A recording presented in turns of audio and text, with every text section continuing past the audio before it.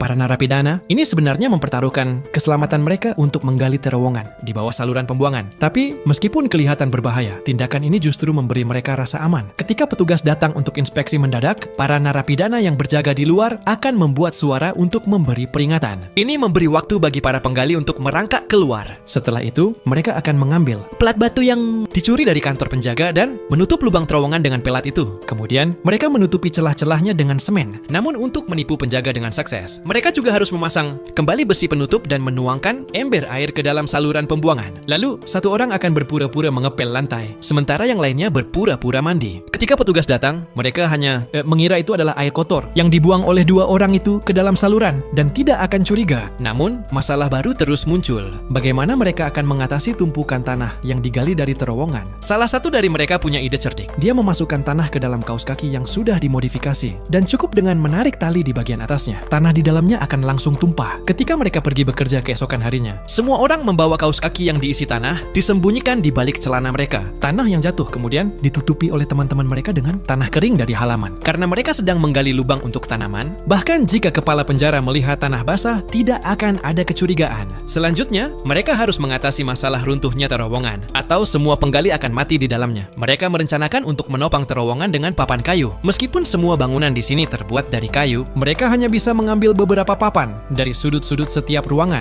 Karena kalau terlalu banyak diambil, pasti akan ketahuan. Untuk mendapatkan lebih banyak papan, mereka juga mengambil beberapa papan dari tempat tidur masing-masing narapidana. Beberapa narapidana yang tidak tahu malah duduk keras di tempat tidurnya. Seperti biasa, hampir saja jatuh dan terluka parah. Seperti yang kita tahu, semakin dalam terowongan digali, semakin sedikit oksigen di dalamnya. Untuk mengatasi masalah ini, mereka bahkan membuat alat kipas angin. Mereka lalu mengumpulkan kaleng bekas makanan dan menempelkan semuanya bersama untuk membuat saluran ventilasi yang bisa terhubung ke kipas angin tersebut. Kini, semua masalah teratasi. Dan tentu saja kecepatan penggalian mereka semakin cepat. Tak lama kemudian, terowongan sepanjang 100 meter berhasil digali. Jika mereka melarikan diri sekarang, pasti mereka akan berhasil. Tapi, hari itu adalah hari kemerdekaan Amerika. Jadi beberapa narapidana mencuri kentang dari kantin dan mengolahnya menjadi vodka menggunakan beberapa teknik. Mereka pun berencana untuk merayakan hari kemerdekaan dengan minuman ini sebelum melarikan diri. Namun, saat semua narapidana sedang berkumpul di halaman merayakan, kepala penjara datang bersama anak buahnya ke asrama mereka. Seorang penjaga tanpa sengaja menumpahkan air panas di lantai. Tanpa diduga, air tersebut langsung mengalir turun ke dalam terowongan di bawah.